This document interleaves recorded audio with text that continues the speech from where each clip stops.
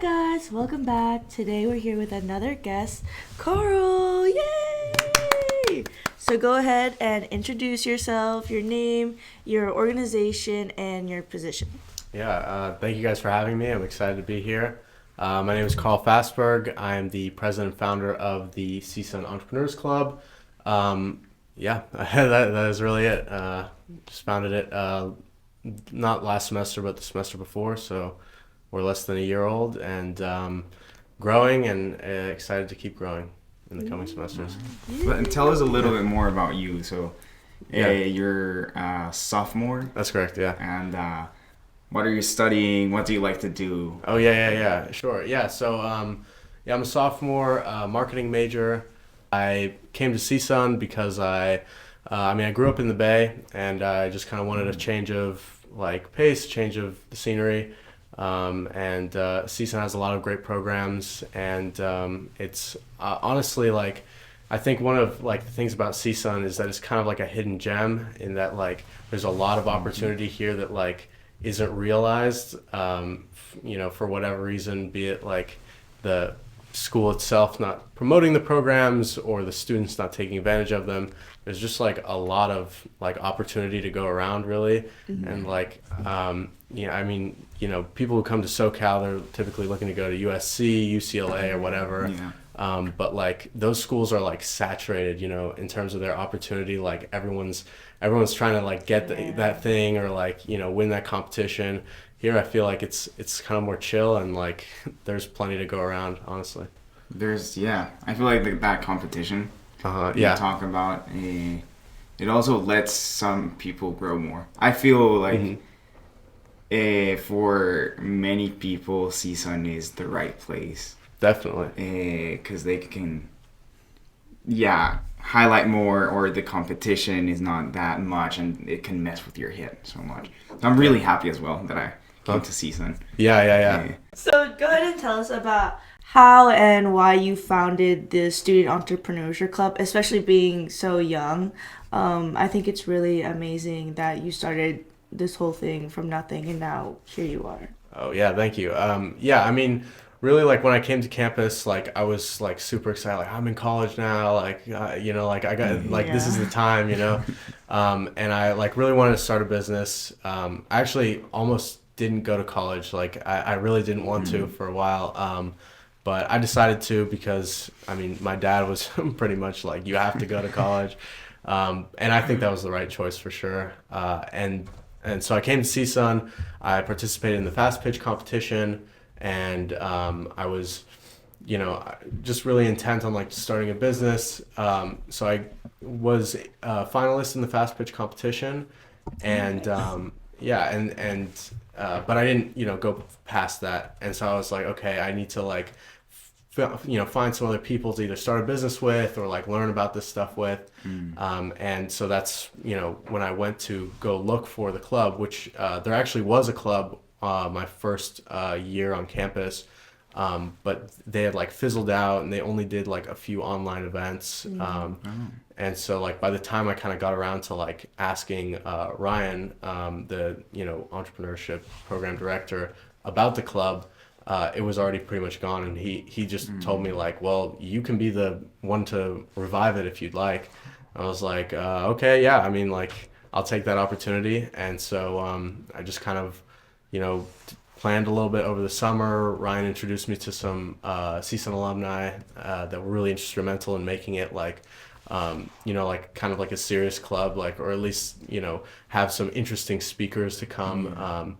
And then I basically just bought a $10 black tablecloth off of whatever Amazon and went to the tabling events and tabled it up and got a bunch of people interested. And then we just kind of in terms of the each event and stuff, it was just kind of these alumni and stuff coming to me and over time, or I would be introduced to someone, or I'd go to some sort of networking event and meet someone and ask them to come out to the club. And it kind of grew organically, and and now we're in a bit more of a like kind of refining phase of getting our like systems figured out, like how do we manage the leadership, how do we manage getting good speakers to come in, how do we like all that, just kind of like funding. Exactly. Yeah, funding has been a big one. Yeah, because like we basically had like a $0 budget up until like our last CSUN giving day, which was like a month ago. Yeah. And so now we have money a little bit at least.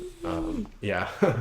And it's been a great like opportunity for me too to learn a lot about like leadership, about just how like, I mean, it's not a business itself, but like definitely in terms of like organizations and stuff, like it is. How do you, It's hard. It's really tough. I mean, and we also like at first we didn't have like any leaders because I didn't know anyone in entrepreneurship, which is why I started the club. But that also meant that I couldn't like start the club with anyone. Someone. Exactly. Yeah. So then I just I like over time we got more people, and now we have 10 leaders as well as myself. So nice. yeah. It's a lot to manage, but it's definitely taught me a lot. So how many people are in the club right now? How many? Yeah, so including the leadership, it's 105. 105. Yeah. Good. And you started it last year. Yeah. This year. Yeah. Exactly. Okay, so that's a pretty good. good. That's really good. Yeah, really, really good. So what was the hardest part then? I mean, well, it depends on like how you frame the question, I guess. The most like difficult part in terms of like it was probably like the conception of it. Like I was never a part of a club, and like I didn't really know where to start, so it took like a lot of like almost like mental like energy just to like okay, how am I gonna think through every aspect of this and try to like get to be good. But then the most intense part was probably we were like presenting in classrooms. So we presented in like 30 plus classrooms, and I was doing most of those presentations myself.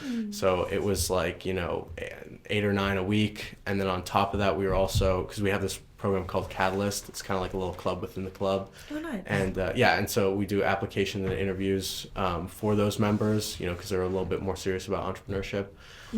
So there was like a week or two where I was doing interviews and classroom presentations and trying to host meetings. So like it was, I got pretty burnt out. One man show. Yeah, well, not quite, but it was definitely an intense week for me.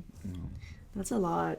Honestly, even like being a president as well of a student organization, it takes a lot of energy managing a big group of people, especially one that you started by yourself. That's why I think it's so commendable of you. And like you have a lot of members now, like that are active, you have a full board, and you built that by yourself, which is so amazing, I feel. But yeah, so does the center, like our center, how do you feel like that has helped you grow as like an entrepreneur, or like helping your club? Because you mentioned you went to Fast Pitch. Yeah, how was that? Yeah, so Fast Pitch was great. It was it was kind of like I would say for me personally, it was kind of like a wake up call, and like I got to be a finalist, but I almost like didn't take the opportunity seriously enough, which was kind of a blessing in disguise. Because like when I became like the president of the club, I was like, okay, I have to like actually take this seriously this time. And it's really paid off.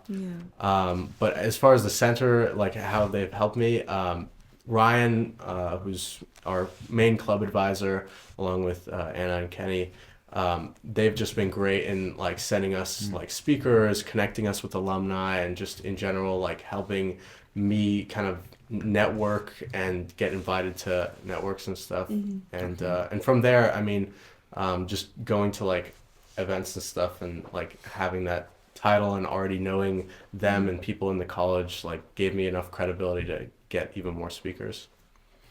Okay, and could you just expand, because many people don't know maybe about what is Fast Pitch? Oh yeah. So Fast Pitch is like it's like a pitch competition, almost like kind of Shark Tank. You send in an application, and and it's like, just like a pitch deck, like classic startup pitch deck.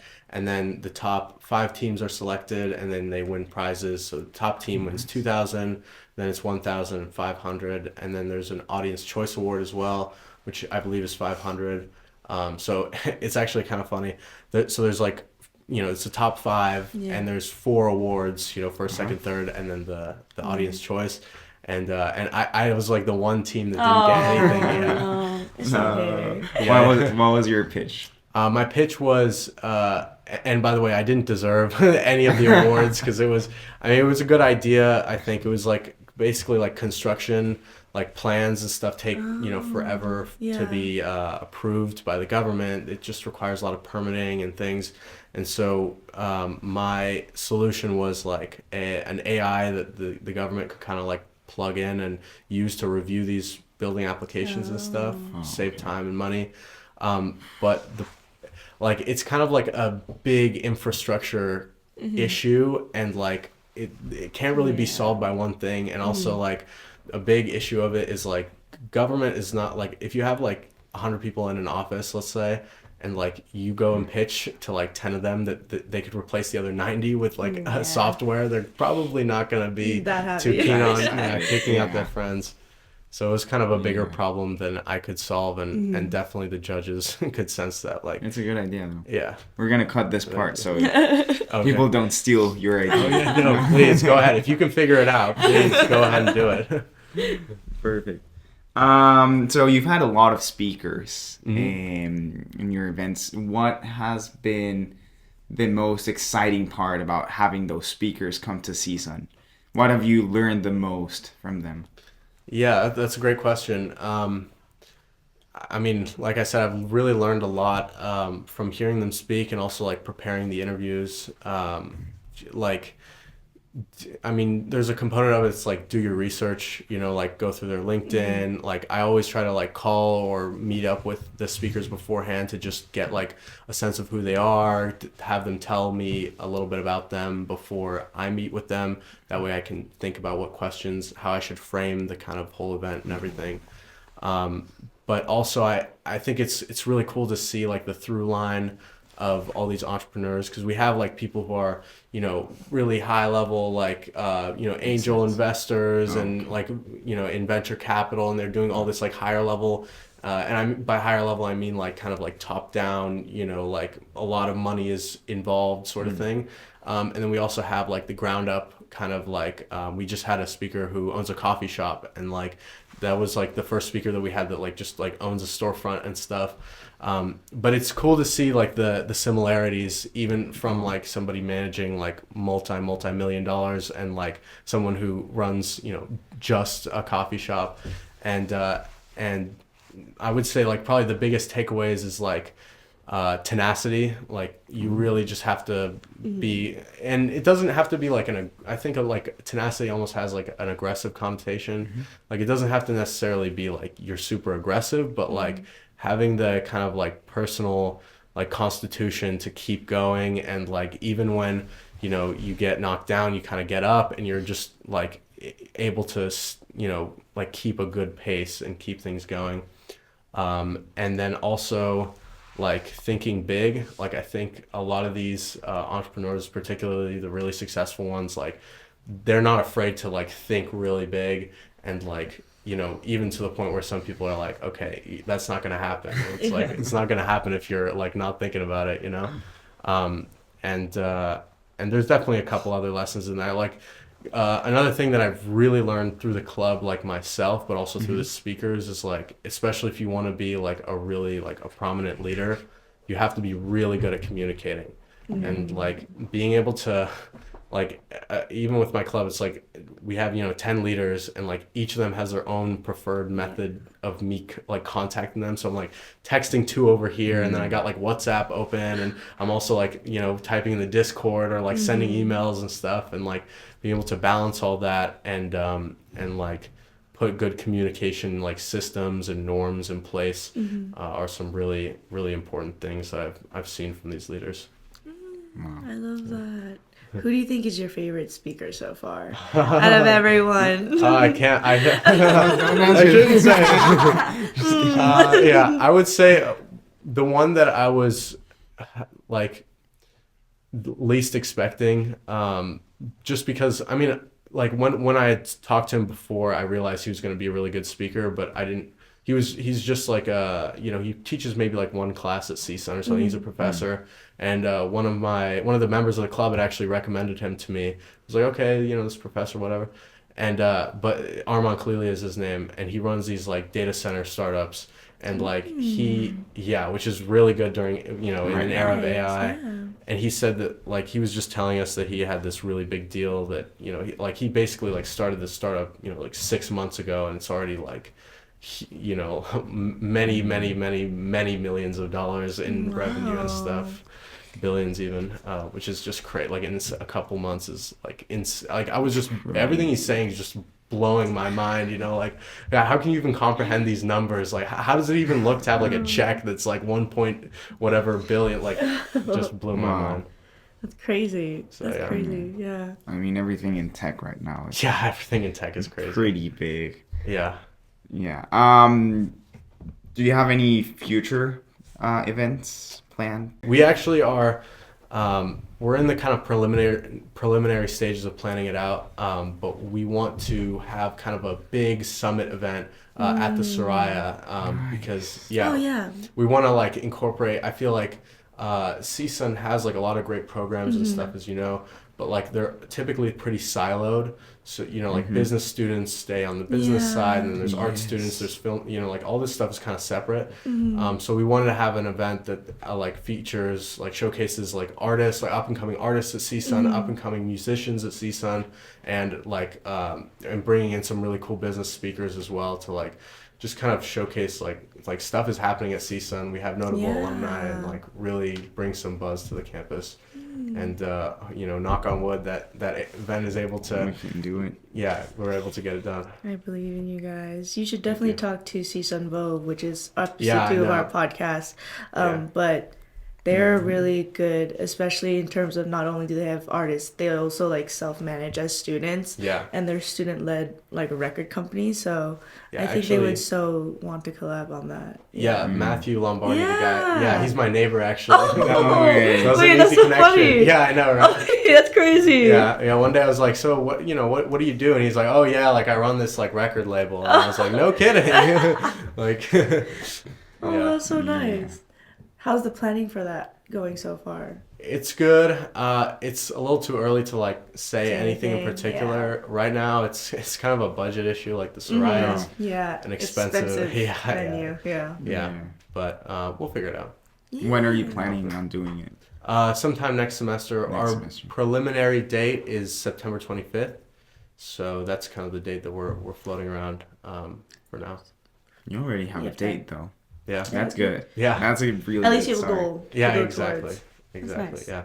Yeah, you bring up like a great point about like student resources here, like in this center. Yeah. It's open for every student. But sometimes, we as students feel like if you're not part of that college, you're not like allowed. It's exactly. Scary.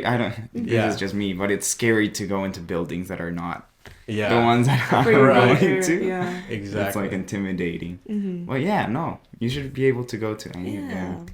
And there's resources everywhere on campus. That was one of my biggest things when I came here. I was like, oh my gosh, there's so many things.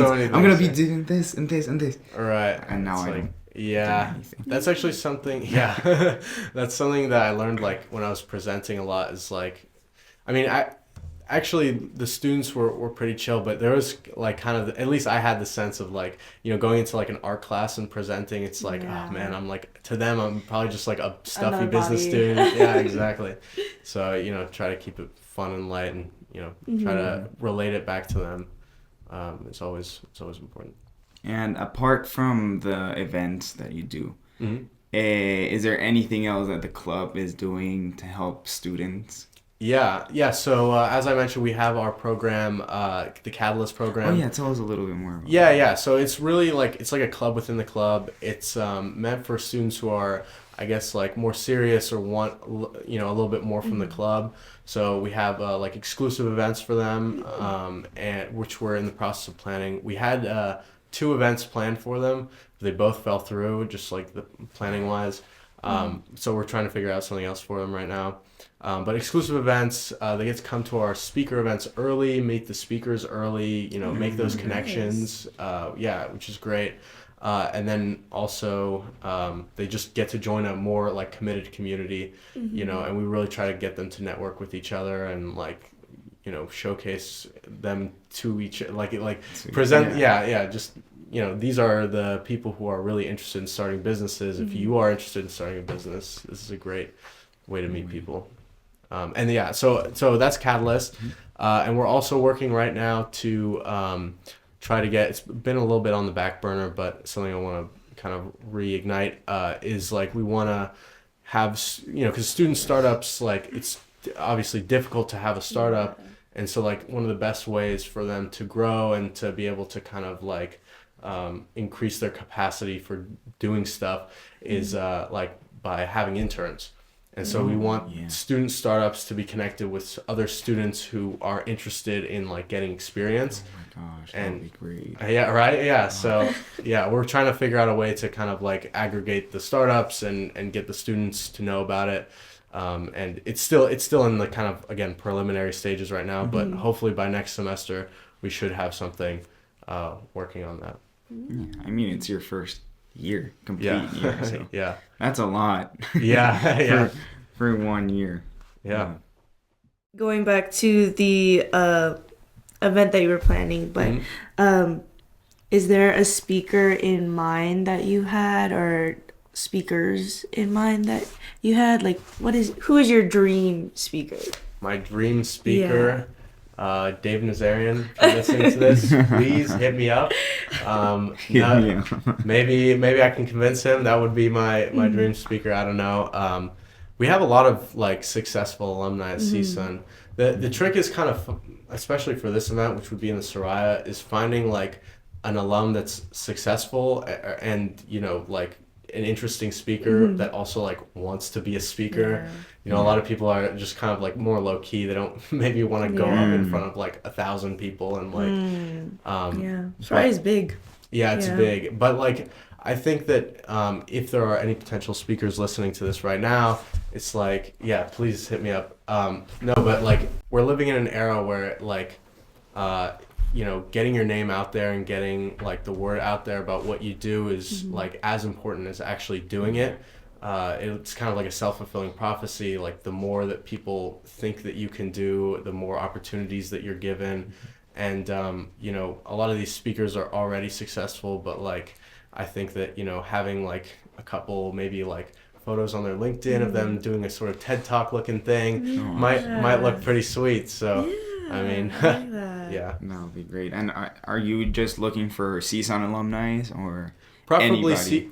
Preferably CSUN alumni, but anyone who's in business and in LA that would like to speak. I mean, I wouldn't like say no to like Peter Thiel if he wanted to like come speak. I'm sorry. So you're not a CSUN alumni. I really can't. You can go back to school. Yeah, exactly. You have to apply first. Well, all right. Well, I think people want to know, how can they join the club? Yeah, so joining the club is super easy. By the time this podcast comes out, we'll already be done for the semester probably. But we have a little Google form. You just fill out, name, contact, and where can they find the Google form? So you can find it on our website and on our Instagram. Our website will be on the link on the video. Yeah, exactly. Yeah, it's csunentrepreneurs.org, and our Instagram is, I think, just csunentrepreneurs, all one word, lowercase. Perfect. Oh, and you just fill out the document. Yeah. And then do you start getting the newsletters? Yeah. And then we start sending them emails. They get all the events. Yeah, all the events. Yeah, we also actually just got an SMS system, so we can text. Nice. Yeah, for people who want it. Yeah, because like no one really checks their emails. Yeah. Students don't do it anymore. I know. Hey, what are the goals of the club for next semester? Yeah, so I think actually setting like a more defined like mission statement for the club is something that I've been wanting to do like for a while now, probably like pretty much the whole semester. Like right when we like kind of just started and I had like a bunch of leaders, I was like, shoot, like I actually like we need to like kind of make a more like I guess defined like brand identity, like not brand, but like, you know, what do we actually want to do? So that is something that like I need to work on like refining, but basically just elevating entrepreneurship at CSUN and in general. I think that like CSUN has a lot of students who are entrepreneurial minded or interested in starting a business, but they don't necessarily know where to like start. And so like giving students a platform and a way to go from just being a student to like getting roles in leadership or going to join a startup and like going to that kind of, next level where they feel like they can actually take the reins and start their own business is probably the best answer I could give. It's so nice how you're so passionate about everything. So I was just wondering like what inspires you? Like who inspires you to do what you're doing now? That's a great question. Like, I think it's just, it's kind of like an internal motivation, I guess, to like do something with my life or just do something in general. But like, as the kind of club has progressed, it kind of like, at first I was like, okay, I want to start this club and meet some people. Yeah. And then like, I met our first speaker, Steven. And, I'd never really like met anyone who was like in venture capital and like, had all these startups and so I was like, I was kind of like, almost awestruck in a way. I was like, whoa, and like I get to meet these people, and he's just our first speaker. So that kind of like motivated me like, oh shoot, like if I really like make a good impression of the club to, the world, that we can get even cooler speakers and I can meet even cooler people. And that's actually, that's really been the case. Like, each kind of new person that I meet, each new speaker that I meet is like another inspiration. Exactly, yeah, very much so. No, that's great. And you don't have to answer this, but how are you guys doing to fund yourselves? Yeah, so we had there's like the CSUN Giving Day, and we raised I think just over $1,100, which is pretty good for nice. A first. That's good. No, that's really good. Yeah, and so we're trying to raise. We're trying to get funding from the school basically, just to fill in the gaps with everything else. But other than no, I was about to get to that. You're good. Other than that, we've actually got sponsorship from one of our speakers, Mark, who sits as the chair on the board of entrepreneurship at CSUN, and he sponsored these amazing shirts. And some stickers as well, which I wish I would have brought, but I don't have right now. It's all good. Yeah.